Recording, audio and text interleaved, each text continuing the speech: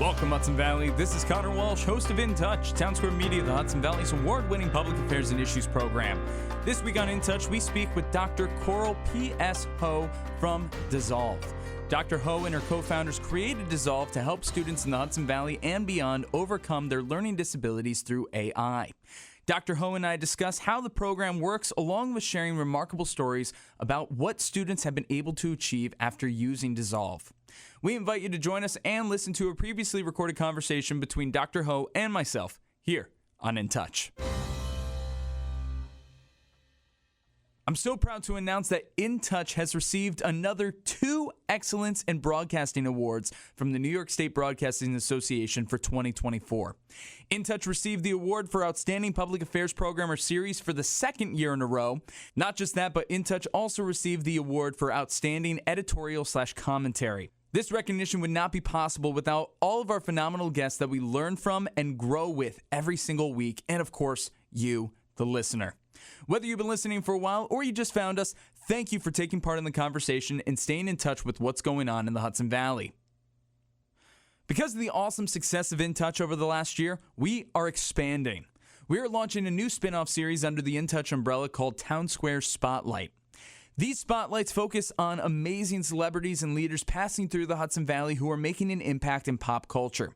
You can check out our latest spotlights with award-winning jazz musician and educator Hayes Greenfield and Team USA Paralympic swimmers Jessica Long and Haven Shepard.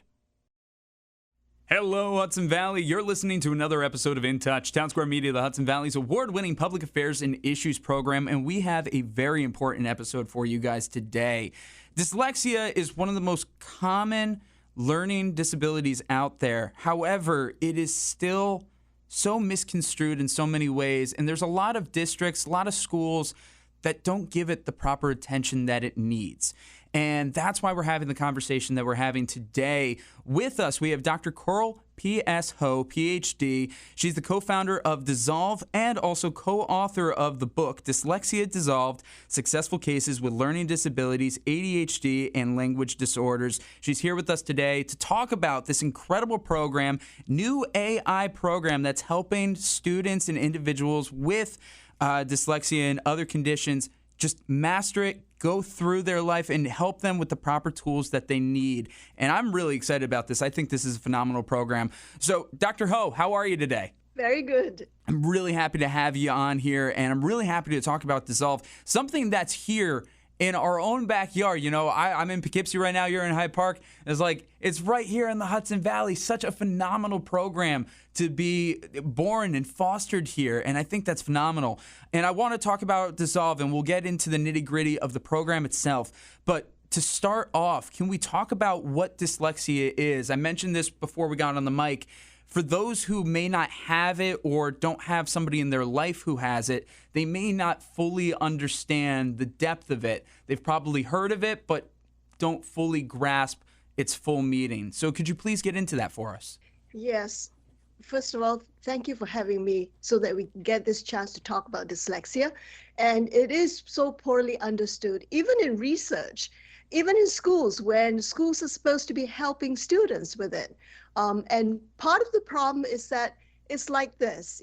The different research groups are feeling different parts of the elephant. If you remember the story of the 6 blind men and the elephant. Yes. It wasn't until we got to Dysolve AI and build it and work with students did we really understand what dyslexia is.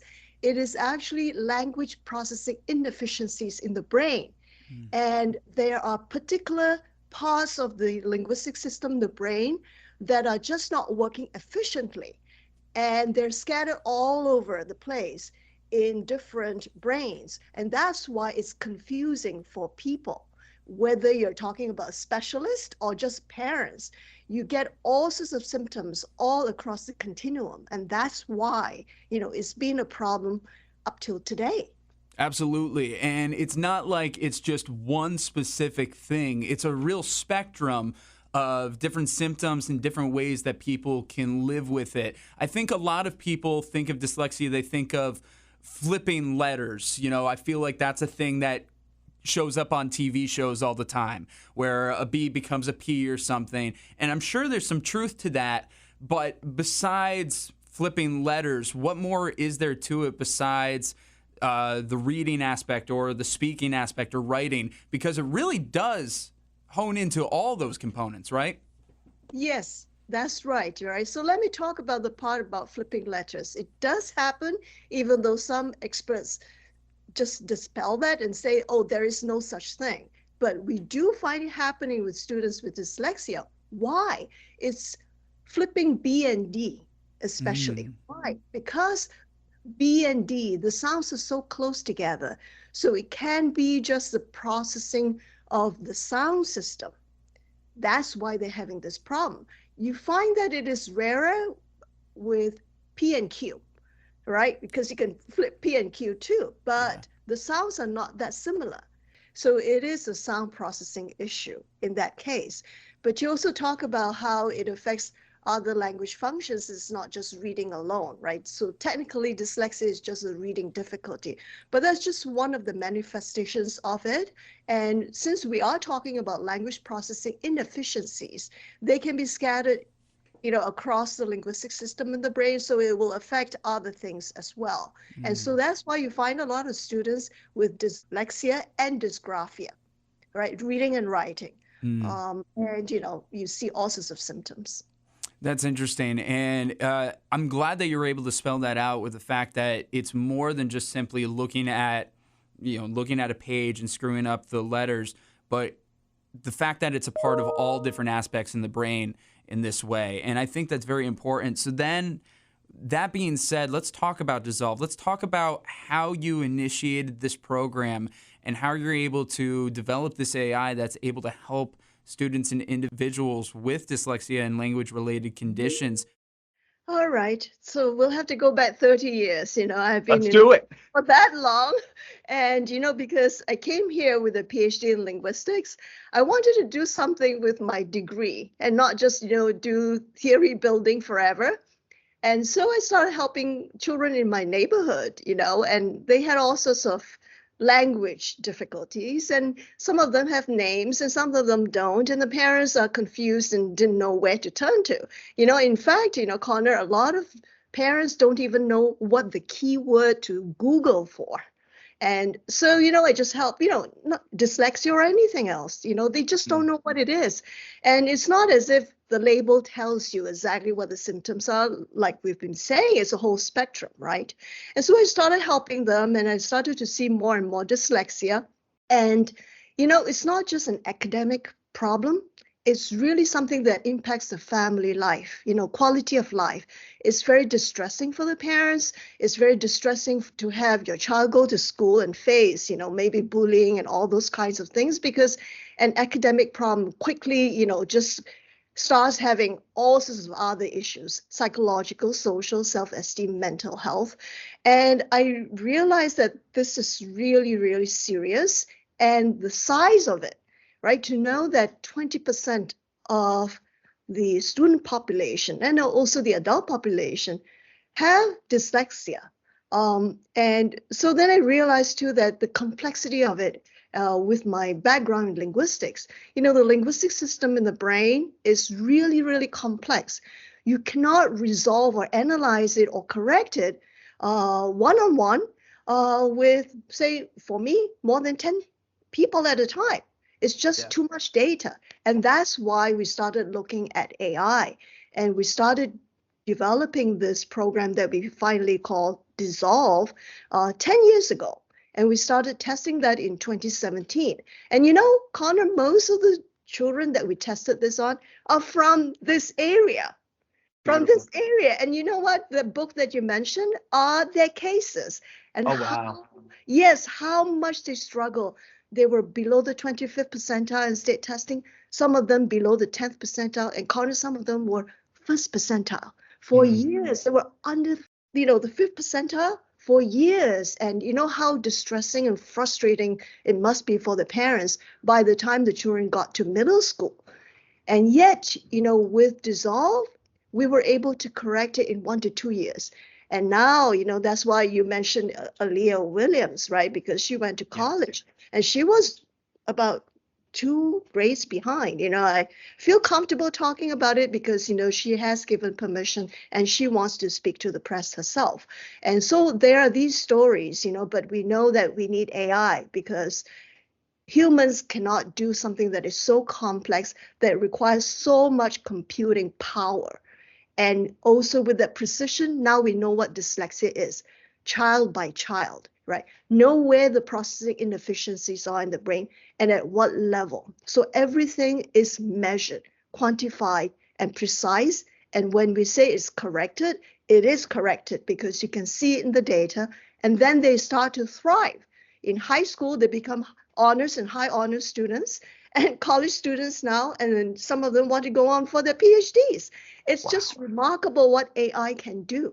It really is remarkable. And to talk about that computing power that you were saying, humans altogether, our brains are amazing and complex in the wonderful things that we can do, but we have so many things going on. There are so many stimuli, so many things that are taking our mind off things.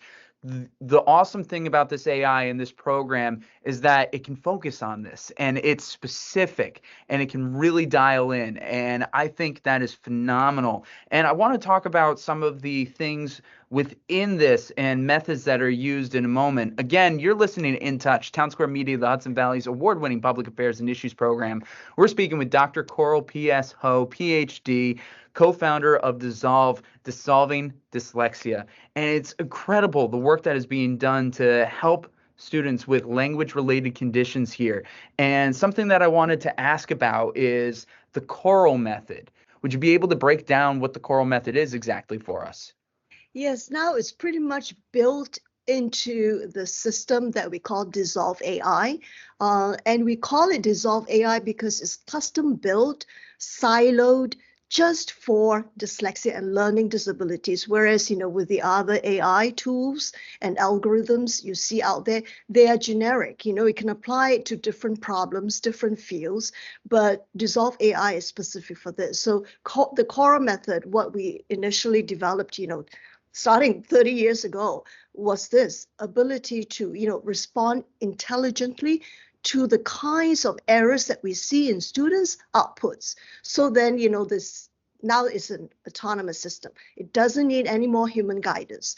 It will just decide next what activity to give to the child based on all the errors and outputs and correct responses that had happened before from the start of the program, no matter how far back it goes. It never forgets anything, right? That's the amazing thing about computers. They never forget, right? Whereas it's very hard for a human expert even, right, to remember every single thing, right? And so the core method is about not just checking off, the child gave a correct response. No, it's looking at all the correct and incorrect responses. So the errors are just as important, right? Why did the child make that error? Where is the source of error? Does it relate to some other error? And so, Dysolve AI responds intelligently through all that has been built for that user. So as it goes through, it builds a user's database. So every user has his or her own database. And then Dysolve AI has to, with each game, decide, to which part to go into for the user's database and all the other relevant databases that's part of this system. Wow. Honestly, it's really mind-blowing to think of how specific that this can be for each individual person. And that's the way that it should be. Having just a blanket way of going about things has shown time and time again that it's not always effective. May help some, but a good majority, not exactly. So the fact that you can hone in on this is just great. And it looks like you're bouncing to say something about that. Yes, I totally agree with you. And now that we have, the trials running in schools in different states, that's what the teachers are reporting to us. So when they sit next to the child, and the child can be in 8th grade, and you think that the child has gotten phonics, that this letter goes with this sound and all that, and the teacher's surprised. My goodness, this child still doesn't know that, and so yes, Dysolve AI can pinpoint exactly where the problem is. That's phenomenal. And I just want to point out for a second here. We've talked about different age groups here, how people are able to help out in middle school and high school and college, and a year or two's time able to make such a difference in years of being behind and now being able to catch them up. I just want to focus on this for a second. Anybody of just about any age group could fall into Dsyolve and receive this help, correct? This is not just like, oh, it's only good for a couple of age groups. It's like, this is really good for just about anybody, even if somebody who's gone most of their life undiagnosed, correct? That's right. And we say for this current version, we would start with from kindergarten on up, right? With newer versions, we can go younger, right? So kindergarten on up, and then any age. Now, the ones who have come in, the oldest that we've had are late 20s, and we see that it's just as well for them. We can pretty much say that Dysolve AI will evaluate, and you can find out no matter how old you are, right, where the processing inefficiencies are. We just don't know with older brains how well they respond. But you know what? Now we have people in their 70s asking Really? to use Dysolve, and I understand why, because they may have relied on their spouses all along for reading and filling out forms. And then they worry that later on, if the spouse is not around, then what's going to happen? All right. So it's never too late. I would encourage people to just at least get the evaluation, because they've always had this question. What's the matter, right? Where's the source of the problem? Why am I struggling with this all through life, right? Now you have the answers to that question. Then work on it and see how far the brain can still be corrected. It's kind of a very emotional conversation we're having at this point now, because we're at the point of technology and medicine and understanding where a number of people are getting these late diagnoses because just the know-how wasn't there decades ago, 20 years ago, 30 years ago, 30 years ago when you started. The work that you've done, the work that your peers have done to be able to develop this is groundbreaking, but it's taken time. But now we're finally at a state where it's like, okay, let's go back and we can help out with these things. And I really think that's incredible. So you mentioned how people here in the Hudson Valley and also in other states are enjoying this program and getting its benefits. What has that looked like? What have you seen from individuals, how they've been able to develop since then? Yes, the schools that had started to use it last year say that it's completely non-intrusive, right? Because they're always leery about picking on another educational program, a new one, because it always means, changing the curriculum, it impacts a lot of things, and then you have to pay for teacher training and all that, right? Dysolve isn't like that at all, right? Because we keep the practical side in mind, right? How can you make it as simple as possible? And so then you don't really need a trained teacher to supervise the children. If they are in a group in the lab, okay, you do need an adult, but anyone can do it because there's no training, no orientation, right? The child just logs in and plays the games.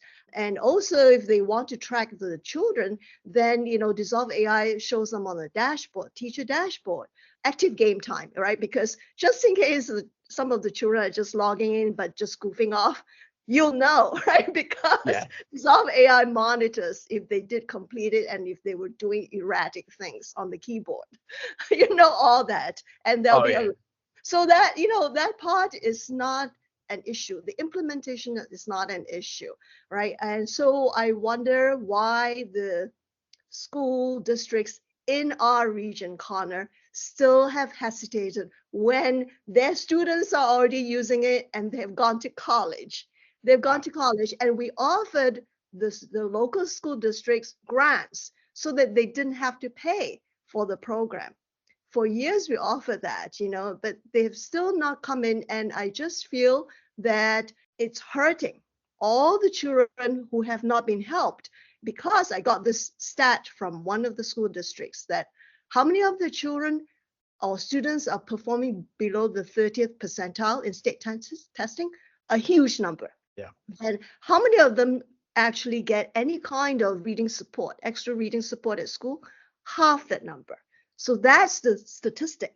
Half the students who really desperately need help do not get it in our local area, right? So why not give them Dysolve? Because Dysolve can give them that evaluation and the intervention right away. I hear you. I think this is something that needs to be integrated into Hudson Valley programs as it is. I'm glad that there have been people that have come to Dsyolve privately and been able to do it on an individual basis. But based on everything that you guys have been working out, this is something that really needs to get institutionalized in these districts, in these schools, and become just a part of things so that they're not missing out. And I think it's great, everything that you guys have been able to do up to this point, and I think it's phenomenal. Again, you're listening to In Touch, Townsquare Media, the Hudson Valley's award-winning public affairs and issues program. We've been speaking with Dr. Coral P.S. Hoh, Ph.D., co-founder of Dsyolve. It is this learning AI that helps people with dyslexia and other language-related conditions. Now, in our last couple of moments here, before we wrap up this episode, how can people learn more about Dsyolve, whether they're looking for it on an individual basis, whether they're looking to incorporate it into their districts? What is the best way for somebody to look into Dsyolve now? First, go to our website, dysolve.com, because we have a lot of information on dyslexia and related conditions. And some of this is new in the sense that it's generated by Dysolve AI. So we're finding out new things about these conditions. That's one.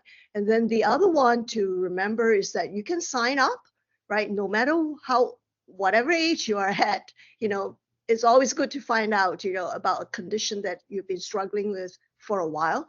And also for parents, don't forget that there's a federal mandate, the IDEA Act, which states that children with disabilities have a right to a free and appropriate education. So if Dsyolve is the right intervention for them, then parents can ask for that from schools. Schools have an obligation to give it to them, right? I think schools have an obligation to help all children who are struggling with reading and writing, right, and other language functions. They have an obligation. And so, if there is this program that is new, right, that they want to test out, by all means, check us out, right? You don't have to believe us, but you do have an obligation to all the children under your care to check us out. And so if they go to the press page at dysolve.com, right, then they can see the stories of the children who have been helped by it. And Conor, can I mention just also one story that's from our area? Absolutely. Because we are taking on the most challenging group, right? Students who are not even assigned a grade level because their reading level is at the pre-K level, and they are 19 or 20 years old. So they're in a special school to work program, but they're not able to change the academic difficulty, right? Regardless of how many years of intervention they've had in the school district. And guess what? They came in, they used Dsyolve, and within 5 weeks, just 5 weeks, their parents and their teacher are noticing changes. They want to read now. They're beginning to learn to copy down words when before they could only do it letter by letter. All these changes happened in 5 weeks. In 5 weeks. So for most students, the parents are wondering how long it will take their children to get out of the reading difficulty. Historically, it's been only 1 to 2 years. Regardless how long they've been struggling, right? They could be in 8th grade, they can be in high school, 1 to 2 years.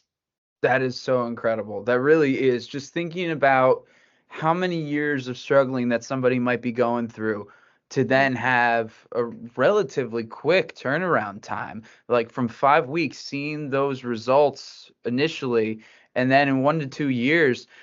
To some, that might sound like a long time, but like when you really look at it, 1 to 2 years compared to the rest of your life, the life before and the life after, Absolutely. So worth it.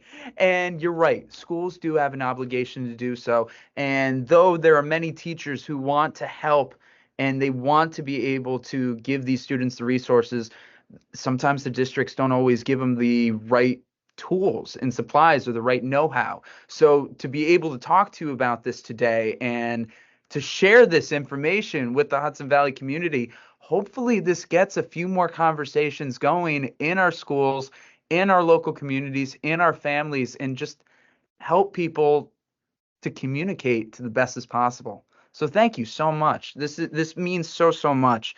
Dr. Hoh, before we wrap up this episode, do you have any last little nugget that you wish to share with the Hudson Valley community about Dsyolve and about dyslexia here in our community?